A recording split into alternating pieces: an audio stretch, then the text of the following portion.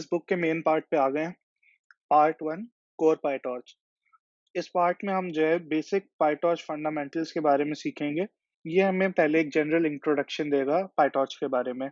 तो आप यहाँ पे देखो, तो चैप्टर 1 में ये हमारा जो है फर्स्ट कॉन्टैक्ट विद पाइटॉर्च बताएगा, कैसे हमें जो है स्टार्टिंग करनी है विद पाइटॉर्च। चैप्टर 2 मेरे ख्याल से यहाँ पे एक इन्होंने बहुत ज़्यादा प्री ट्रेन्ड मॉडल्स के बारे में बताया है, जो कि अगर आपको बेसिक पाइटॉर्च के बारे में ज़्यादा इन्फॉर्मेशन नहीं है तो प्रॉब्लम आएगी। तो मैं जो है उसको स्किप करूँगा और डायरेक्टली हम चैप्टर 3 पे जाएँगे, जो कि है basic data structure, the tensor. उसके बाद ये टेंसर्स के मैनिपुलेशंस हैं और फिर हम अपना एक बेसिक प्रोग्राम बनाएँगे पाइटॉर्च में। इसके लिए हमें बेसिक पाइटॉर्च इंस्टॉलेशन चाहिए, जो कि मैंने लास्ट वीडियो में आपको बताई थी।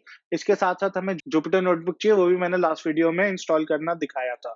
Chapter 1 introducing deep learning and the PyTorch library. Basics of PyTorch.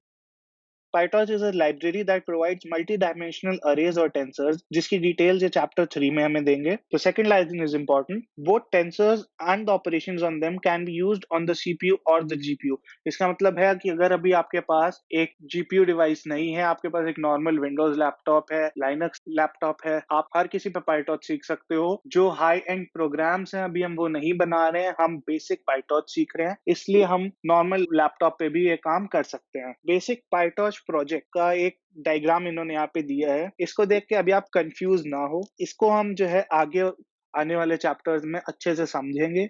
Exactly एक एक डायग्राम के ऑब्जेक्ट का क्या मतलब है। इस पार्ट में आप देख सकते हैं, यहाँ लिखा है you can follow along with everything we do in part 1 of this book using a standard personal computer और लैपटॉप। उसके बाद जब हम एडवांस लेवल पे जाएंगे, वहां पे हमें GPU with 8 GB of RAM minimum requirement होगी। तो अगर आपके पास एक NVIDIA GTX एक गेमिंग लैपटॉप है जिसमें एक NVIDIA GTX 1070 या उससे अबव है, तो आप उस पे भी कोडिंग आगे कर सकते हो। We are going to assume you have installed PyTorch and other dependencies and have verified that things are working.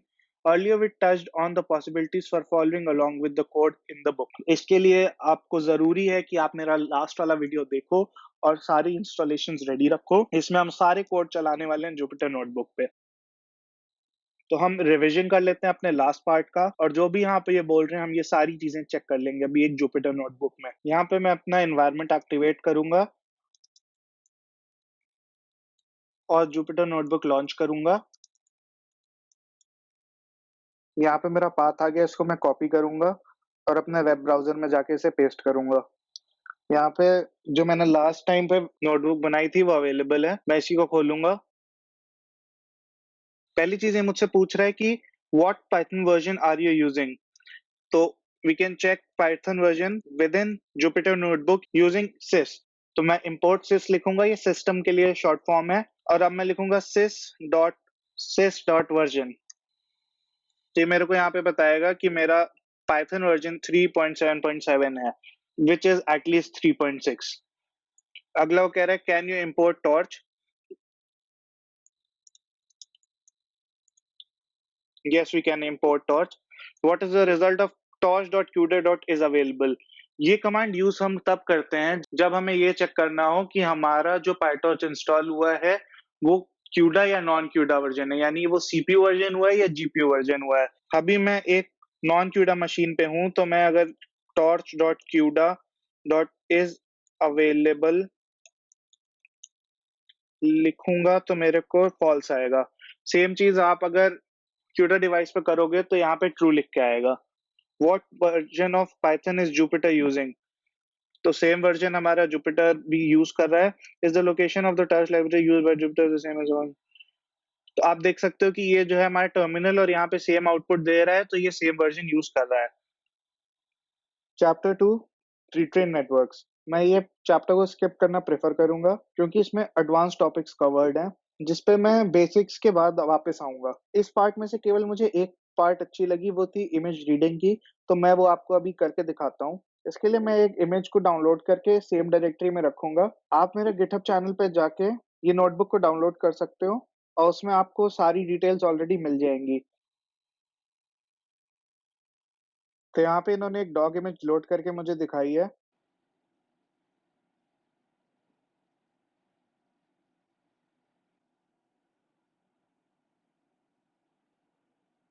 तो मेरी इमेज डाउनलोड हो गई है। तो मैंने इसको डाउनलोड करके और अपने सेम फोल्डर में रख लिया जिसमें मेरे पास जुपिटर नोटबुक है। चेक करने के लिए मैं इसको यहाँ पे लिखूंगा एक्सक्लेमेशन ls शिफ्ट एंटर। तो मेरे को यहाँ पे दिखा रहा है ये कि मेरे पास dog underscore image dot jpg available है। तो मैं पहले दूंगा img path equals to dog underscore image dot jpg और फिर img equals to image dot open img path। तो मेरे को एरर दे रहा है, कह रहा है इमेज इज नॉट डिफाइंड, क्योंकि मैंने यहाँ पे जो पिल का इंपोर्ट इमेज था ये नहीं किया है। मैं यहाँ पे ऐड दबा के सेल ऐड करूंगा।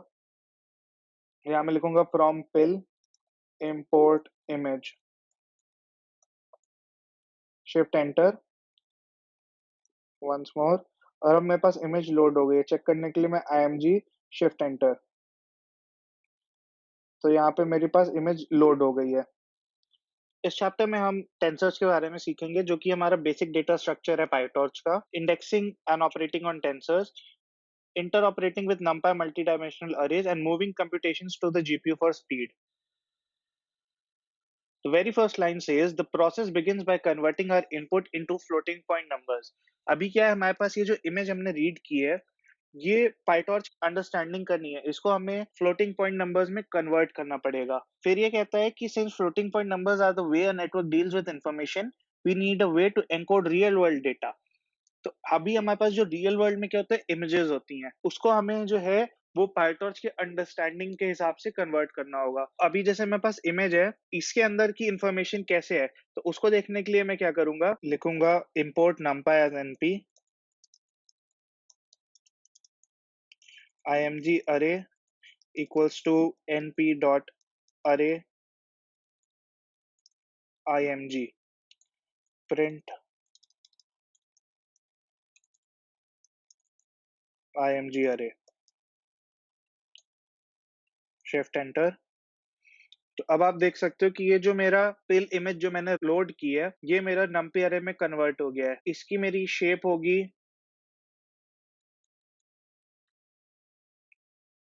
तो ये मेरे को बताता है h/w/3 height by width by channels. जो मेरी आरजीबी इमेजेस होती हैं वो 3 चैनल की होती है। अगर मैं फिर से यहाँ पे इमेज अरे को प्रिंट कराऊं, तो आप देखोगे ये इंटेजर्स हैं, ना कि फ्लोट। तो यहाँ पे अभी मैं आगे पढ़ता हूँ और ये मेरे को एग्जैक्ट बताएंगे कि कैसे मैं इंटेजर्स को फ्लोट में कन्वर्ट करूंगा, कौन सी शेप्स रहेंगी, और इनको एक बैच में बना के मैं कैसे अपने पाइटॉर्च मॉडल से पास करूंगा। इसके आगे ये मेरे को ये बता रहे हैं कि जब मैं मॉडल की ट्रेनिंग करता हूँ, तो ट्रेनिंग के टाइम पे क्या होता है कि मेरे को सेम सेट ऑफ इमेजेस बार बार मेरे मॉडल से पास करनी होती हैं, और हर बार वो जो है मेरे को एक इंटरमीडिएट रिप्रेजेंटेशंस मॉडल बनाएगा, और हर इपॉक में वो मेरा बैकप्रॉप होके वेट्स को अपडेट करेगा। तो यहाँ पे वो मेरे को बता रहे हैं कि introduces a fundamental data structure the tensor. ये डायग्राम बहुत ही इन्होंने क्लीन रिप्रेजेंटेशन बताया है टेंसर्स के बारे में। जो इन्होंने डी दिए हैं, ये मेरे डायमेंशन को रिप्रेजेंट करता है। तो स्केलर वो कह रहे हैं कि जो सिंपल हम नंबर्स लिखते हैं वो हमारे स्केलर्स होते हैं। वेक्टर्स मेरे 1D अरेज को हम वेक्टर्स कहते हैं। एक सिंगल नंबर मेरा स्केलर है, एक लीनियर अरे मेरा वेक्टर है, एक 2D अरे मेरा मैट्रिक्स है, एंड ND अरे यानी 3D एंड अबव अरे मेरा टेंसर है। तो मैं टेंसर बिल्डिंग आपको अभी पहले numpy से दिखाता हूँ। पहला पार्ट ये कहते हैं स्केलर। तो कोई भी अगर मैं नंबर डिफाइन करूं, तो वो मेरा स्केलर होगा। जैसे कि x1 इक्वल्स टू 3, तो ये मेरा स्केलर हो गया। अगला वो कहता है vector. 1D numpy arrays are vectors. उसको डिफाइन करने के लिए मैं लिखूंगा np डॉट अरे, और अंदर मैं एक लिस्ट पास करूंगा। और अगर मैं प्रिंट x2 डॉट शेप कराऊं, तो ये मेरा 3, ये बेसिकली मेरे को बता रहा है कि मेरी लेंथ ऑफ द अरे 3 है। अगला ये कहते हैं मैट्रिक्स। मैट्रिक्स बनाने के लिए रादर देन पुटिंग नंबर्स, मैं आपको एक दूसरी नंपा ऑपरेशन दिखाता हूँ। x3 equals to np dot once 3 comma 3। np dot once क्या करता है, मेरा एक वंस की मेरे को अरे देता है with the shape given in the brackets. तो मेरे को 3x3 की एक मैट्रिक्स चाहिए, np.ones 3x3 लिखूंगा, प्रिंट x3 कराऊं, okay, data type not understood. यहाँ पे मेरे को 2 ब्रैकेट्स देने होते हैं, शिफ्ट एंटर। तो अब आप देखो मेरी 3x3 की एक मैट्रिक्स डिफाइन हो गई है, फिल्ड विथ वंस। इसके आगे मैं अगर x3 डॉट शेप करूं तो ये मेरा 3x3 आ गया है। सिमिलरली np डॉट जीरोज में कर सकता हूं, शेप अभी भी सेम रहेगी क्योंकि मैंने अंदर सेम शेप दी है। अगर मैं x3 प्रिंट कराऊं तो ये मेरा जीरो से फिल हो गया है। पाइथन लिस्ट, numpy और टॉर्च में असाइनमेंट सेम तरीके से होता है। तो अगर मैं लिखूं x3 1 इक्वल्स टू 2,2,2 और अब मैं प्रिंट x3 कराऊं तो जो उसकी फर्स्ट रो होगी, याद रखिएगा इसमें जीरो इंडेक्सिंग होती है, तो जो एक्चुअली में पहली रो होगी वो 0th रो कहूंगा मैं, दूसरी रो होगी उसको मैं फर्स्ट रो कहूंगा। तो प्रिंट x3 कराऊं तो आप देख सकते हो ये मेरी 0th रो है, ये मेरी फर्स्ट रो है और ये मेरी सेकेंड रो है। तो मैंने यहाँ पे फर्स्ट रो में वैल्यूज 2,2,2 दी थी, तो ये यहाँ असाइन हो गई हैं। सिमिलरली मैं यहाँ पे 3D टेंसर डिफाइन करता हूँ, प्रिंट x4। अब ये मेरा 3D टेंसर डिफाइन हो गया है। तो यहाँ पे मेरे को बता रहे हैं लिस्ट इंडेक्सिंग। इन्होंने ये किया है कि ये सारी चीजें पहले हमें एक पाइथन लिस्ट पे करके दिखाते हैं और फिर उन्हीं चीजों को आगे numpy और कैसे हम पाइटॉर्च में लेके जा सकते हैं वो दिखाते हैं। तो सबसे पहले मैं लिस्ट बना लूंगा 1 2 3 की।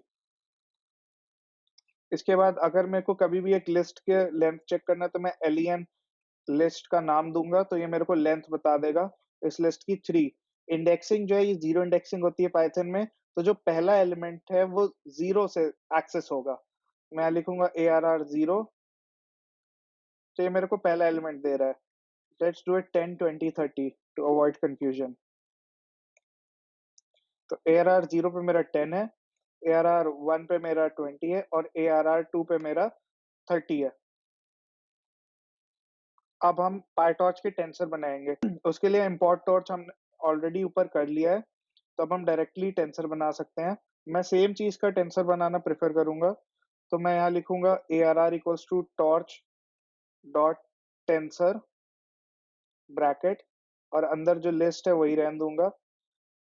इजी करने के लिए मैं एक और काम कर सकता हूँ, arr tensor equals to torch dot tensor bracket list name, shift enter.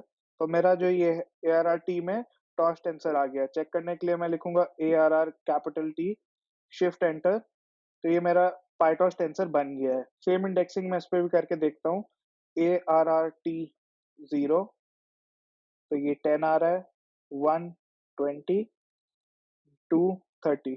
इन्होंने टॉर्च डॉट वन से करके दिखाया, तो मैं आपको उससे भी करके दिखाता हूँ। arr T 2 equals to torch dot once 3। Torch dot once basically एक टेंसर डिफाइन करता है of shape given in brackets और उसको वंस से फिल कर देता है। तो अगर मैं arr t2 को प्रिंट करूंगा, वंस शो करेगा। इसमें मैं असाइनमेंट करके दिखाता हूँ आपको। arr t2 का 0 मेरे को अभी टेंसर 1 दे रहा है, इसको मैं आगे असाइन कर सकता हूँ 10 से। तो अब अगर मैं arr t0 प्रिंट करूंगा तो मेरे को 10 देगा। एक चीज आप ध्यान दो, मैंने यहाँ पे इंटीजर वैल्यू दी थी, अंदर इसके फ्लोट कर लिया automatically. By default torch dot once जो है वो फ्लोट टाइप का होता है। तो एक चीज आप देखो यहाँ पे ये टेंसर में रैप्ड है। अगर आपको सिर्फ नंबर देखना है तो आप यहाँ पे फ्लोट और अंदर टेंसर का नाम दोगे तो वो केवल आपको नंबर भी दे देगा। Hey guys, thank you for watching my video. Please press the like button, share it with your friends, subscribe to my channel. If you have any doubts and need any new videos, please write in the comment section down below. Also, you can follow me with all the details about the video on my GitHub page. The link is in the description. Go and start the repo for all the updates and new videos.